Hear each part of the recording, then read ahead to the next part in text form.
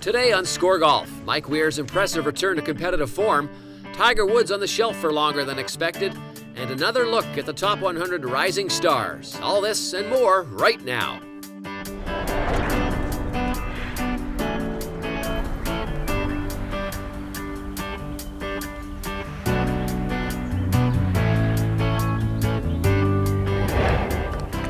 This is Score Golf, the voice of Canadian golf.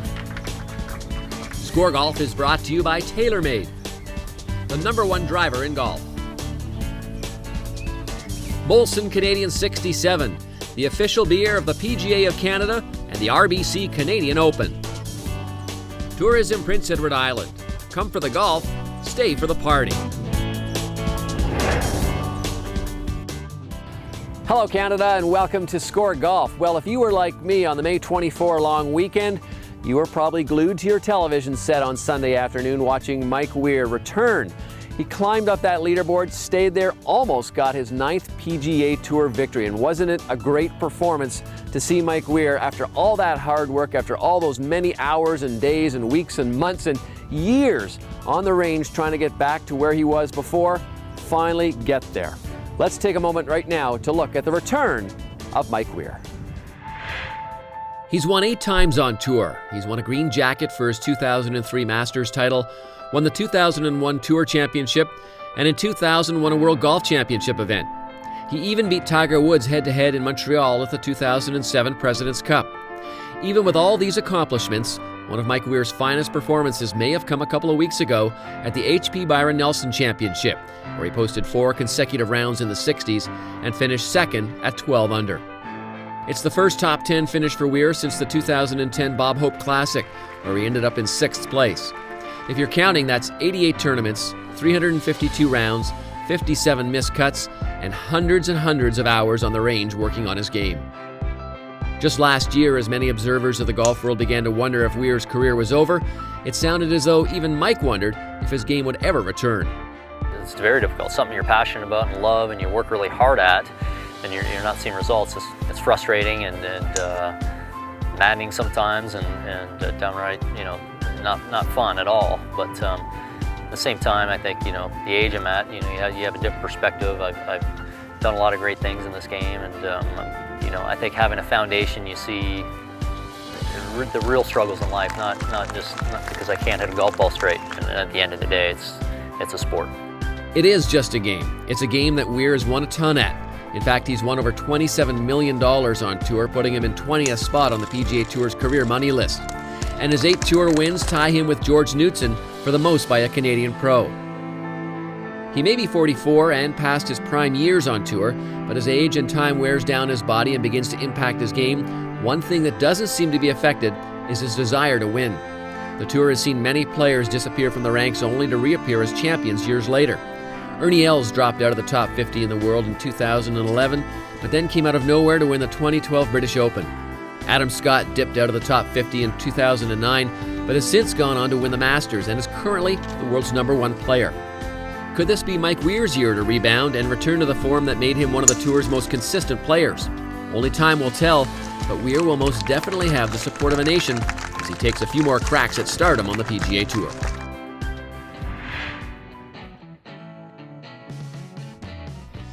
Most Canadians are well aware of the connection between golf and hockey. Most NHL players spend their entire summers on the golf course, and PGA Tour pros from this country, such as Graham Dillette, Brad Fritsch, and David Hearn, are rabid supporters of their favorite teams. However, Canada's other favorite winter pastime might actually enjoy a more concrete correlation to golf. For instance, did you know that champion curlers Russ Howard, Mike Harris, Wayne Middaugh, Mark Dacey, and Greg Balston are or were golf professionals? Further to them is John Kawaja, the 2-time world champion and 2-time Brier champ, moved from Canada to Portland, Oregon to work for Adidas before relocating to California a decade ago to work at TaylorMade's Carlsbad headquarters. Now he's one of the most important people in the golf equipment industry as the company's #2 man. I work at what I love and what my passion is. As much as I played another sport and had some success in it, really my first love was always golf. Wasn't good enough to play it, but I'm fortunate enough to be able to be involved in it and to be involved in the business of golf. I'm very fortunate in that respect. Having all access at TaylorMade, Kawaja gave SCOREGolf an inside look at the Southern California-based kingdom. The likes of Justin Rose, Sergio Garcia, and Dustin Johnson come here to get their clubs fit perfectly. With its dedicated facility, the latest 3D technology, TrackMan, a grass range, and the ability to quickly test and build any of TaylorMade's clubs, this is a golfer's haven. Well, it's called the Kingdom after the book Golf in the Kingdom by Michael Murphy, because we think it's a really special place. This is the place that we fit our tour professionals, usually on an annual basis. They come in, work on their equipment, kind of get set for the year. It's also a place for us to provide expert club fitting to amateurs and club members and aspiring professionals who come in to use the technology that we have here to get them in the right equipment. Here's where they actually make the golf clubs at TaylorMade. They made 2 million golf clubs in this facility last year, and they have got this down to a science. They can build a golf club here in just 17 minutes, start to finish. And what you're seeing behind me here, these are my clubs actually being built for me. It's kind of like watching your baby being born. Like most Canadians, Kawaja is proud to be born and raised in the Great White North. It's given him the insight needed to understand the value of Canada to TaylorMade's bottom line. Canadian market is a significant market for us. It's over $100 million in revenue, which makes it really the 4th largest market in the world. And the way that Canadians embrace the game of golf, the amount of golf they play, the amount of great golf courses that exist in Canada, the participation of females in Canada, which is significantly higher than the United States. It makes for a great market, makes for a great business, and it's really important for our business. Although Kawaja says he misses having access to numerous curling sheets across our nation, it's an easy trade-off for the warmth and 365 days of sunshine. Southern California sure beats the temperatures and the weather that Toronto and the rest of Canada really experienced this winter. So yeah, I definitely count my blessings whenever I talk to somebody back home. After this break, we'll take a look at Tiger Woods' return to action, or lack thereof. And later, we'll check out a new product that'll keep you nice and comfy through a round of golf.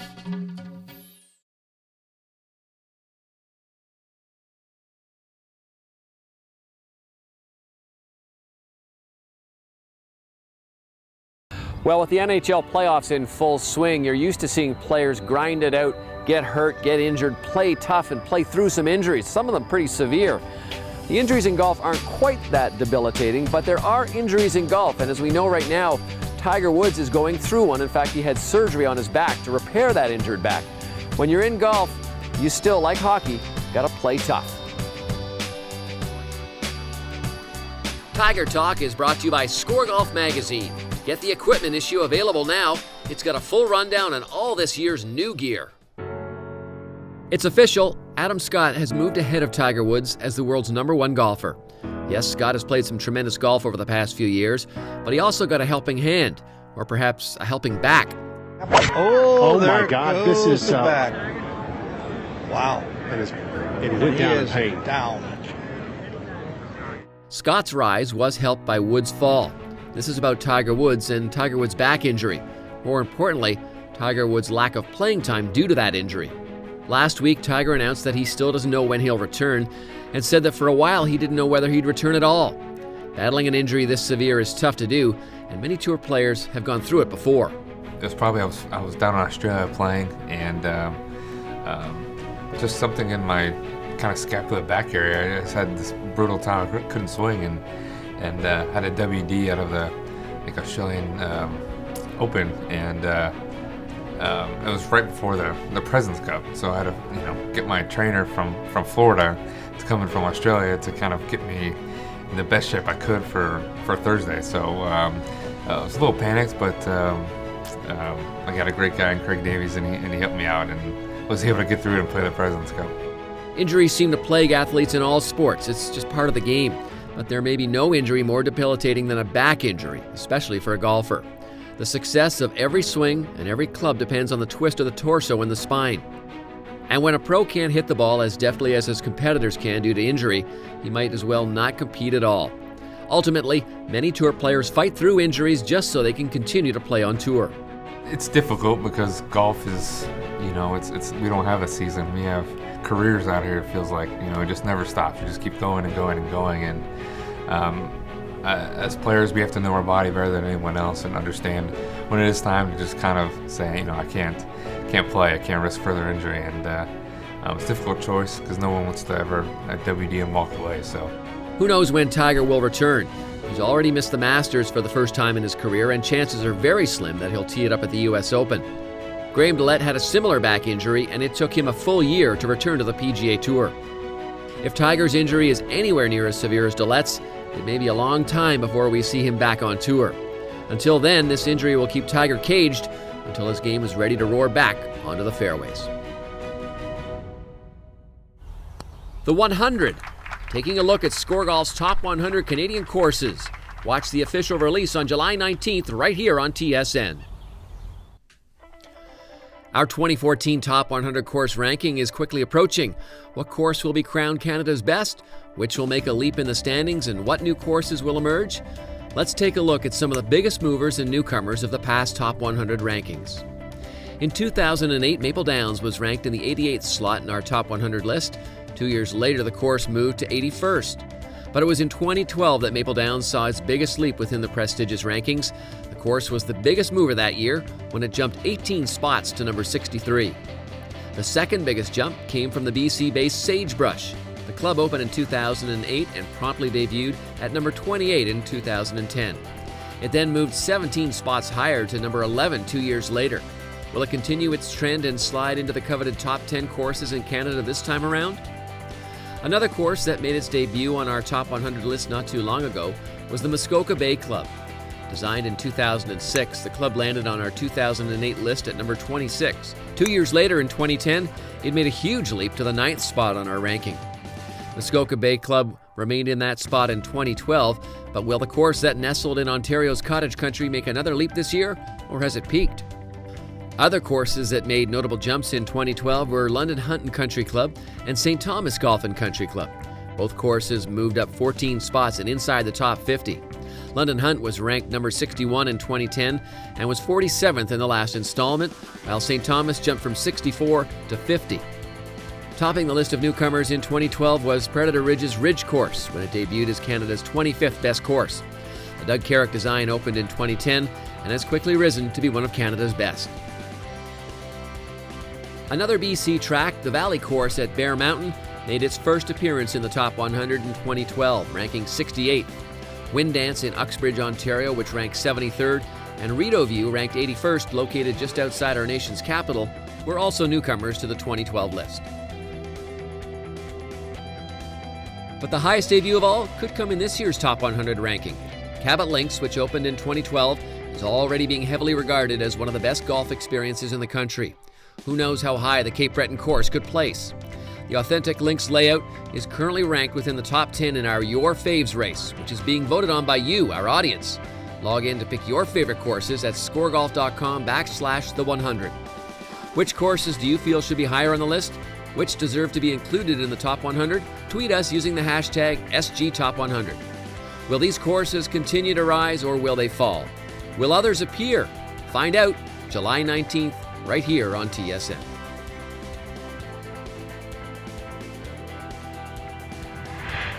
Around the corner, a look at this year's selection of golf balls. And later, we'll wrap up the show with a final thought on Mike Weir's return to form.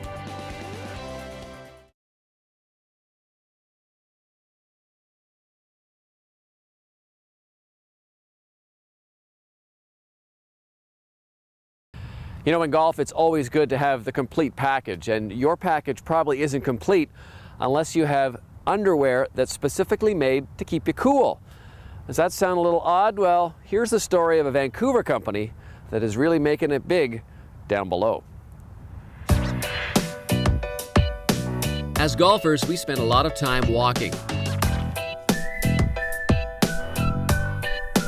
And walking. And walking. And on scorching summer days at the course, there's nothing worse than being uncomfortable. That's why golf manufacturers have placed a larger emphasis on clothing, resulting in technology such as the perforated collar by Nike. and ClimaChill fabric by Adidas to help keep players feeling free and loose. But there is one clothing category on the market that hasn't been unzipped yet, and a Canadian company called 2 Under is hoping it can grab a hold of it and give some attention to a man's most important equipment. We found that there's a real missing part of the market in the golf industry. There's always a lot of innovation and change in hard goods and golf shirts and pants, and we found that the underwear was something that was really missing in the market, and we started a brand called 2 Under that allows to have no skin-on-skin contact, no chafing, no rubbing, and if you're walking 18 holes, it can get really hot and uncomfortable as a guy. While men don't usually seek out perks for their package, 2 Under packs some innovative technology into its product, which comes in 2 models. The first is the Swing Shift, an everyday pair featuring fabric made of 95% modal and 5% spandex. The second version, dubbed the Gear Shift, is for active lifestyles with a slightly different formula, including polyester and spandex. Both, however, wick away moisture and feel comfortable against your skin. Then there's the No Drip Tip, which keeps you dry from unwanted wetness and prevents ugly stains. But the main attraction is definitely the Joey Pouch, which comfortably fits all the belongings of a golfer's most sensitive bag. We've got something called the Joey Pouch. It's a pouch that you put yourself into when you put them on, and it separates all of your bits from your legs. So it's sort of it's a new sensation that guys never really have had an opportunity to feel, because underwear has been the same for hundreds of years. You got your boxer and a brief and your flannels in high school that you wear, and now it's an innovation in underwear rather than just a new fabric. And the biggest difference you feel is when you go back to your regular underwear after wearing these and you start adjusting again and doing all the motions you didn't even know you were doing before, and you no longer do that when you put yourself into this Joey Pouch. The products also feature Cold Skin by Garmatex, a fabric used to cut down any heat and moisture in your nether regions. Like a good air conditioner, it keeps you around 3 to 6 degrees cooler below the belt. It's also become cooler to converse about the new Gitch. Underwear isn't usually a trendy topic for guys, but 2 Under's trademark garments has started to lift the taboo nature of underwear. Typically guys don't talk about underwear, guys don't talk about that sort of part of the fashion industry, and with this 2 Under brand, it's unique and it's new to the golf market, and so it's easy to talk about because it makes a difference, and you can feel a difference just by wearing the product, so it makes a big impact. An item every guy uses but probably underestimates, feeling comfortable every swing you make starts with your base layers. And with 2 Under's base layer, you'll get the sensation of being commando, while hopefully being in command of your golf game.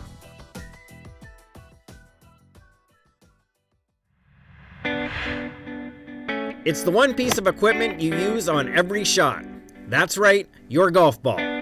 But with so many to choose from, which one is best for your game? Let's get right into some of the most popular balls for this golf season. First, let's look at Callaway's new Speed Regime balls. They come in 3 different models, each geared towards a moderate, athletic, or tour-level swing speed. All of these balls excel at providing distance, feel, and spin. Next, a ball that focuses on the core, Nike's Resin. These balls feature an interlocking resin core that converts more energy between the layers of the ball for a faster ball speed, meaning added distance. The resin comes in multiple models, each of which focuses on a different aspect of the game. This year, TaylorMade made a ball just for amateurs. The Project A golf ball is specifically designed for competitive mid-handicappers. It provides added spin on approach shots through its Soft-Tech urethane cover, it's long off the tee, and has great feel.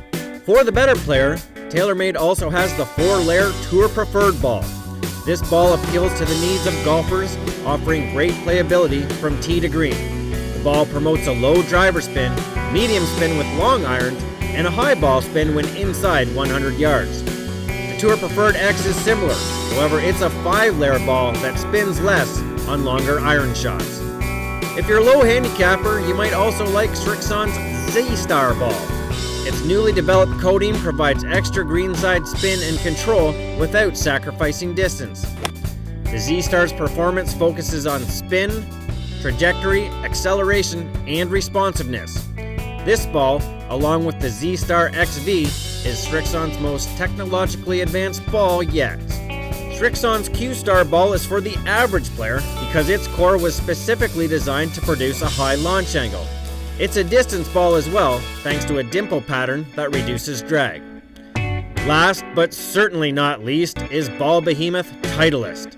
The popular Pro V1 and Pro V1X franchise needs no introduction. The Pro V1 yields more spin to help with control into greens, while the Pro V1X provides greater distance. There's a reason why Pro V1 is the #1 golf ball on worldwide tours. New this year from Titleist is its latest generation of the NXT Tour. It's designed to deliver low driver spin and long iron spin for added distance, while also providing a soft feel on all shots. So if you're looking to improve your game, pick a ball that matches your playing ability. Having the right ball can save you countless strokes on the course and hopefully make the game more fun.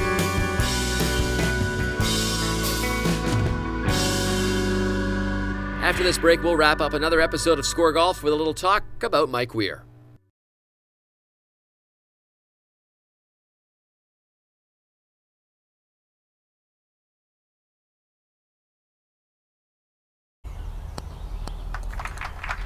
Week Speaks brought to you by Bushnell, the undisputed #1 laser rangefinder in professional golf.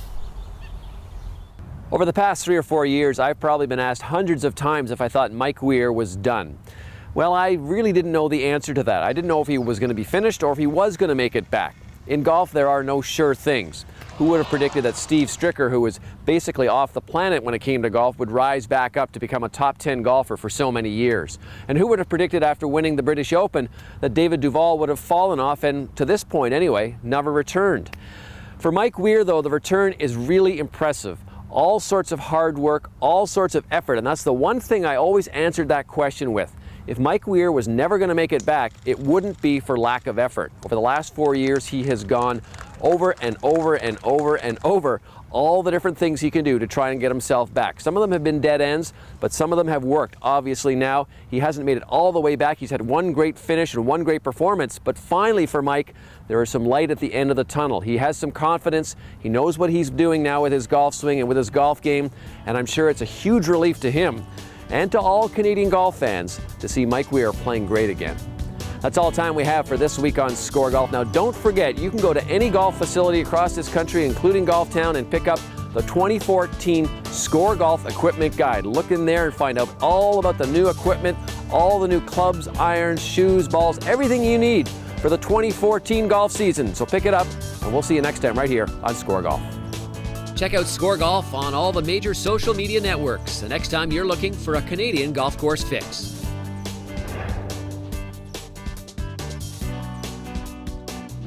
Score Golf is brought to you by Molson Canadian 67, the official beer of the PGA of Canada and the RBC Canadian Open.